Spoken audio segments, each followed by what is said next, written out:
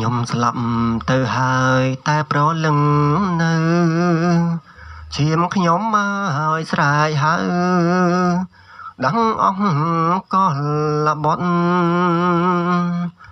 ឲ្យភ្ញាំងក្រោកឡើងមកជួយប្រយុទ្ធដៃកាន់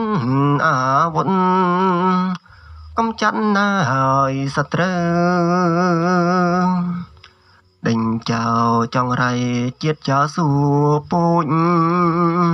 អាចងហើយកុំហូចវិនិច្ឆ័យភ្លាមទៅទឹកដីខ្មែរយើងតពូជកូនចៅដូច្នេះខ្មែរត្រូវខំថែរក្សាសម្រែកឈាមខ្មែរអ្នកស្នេហា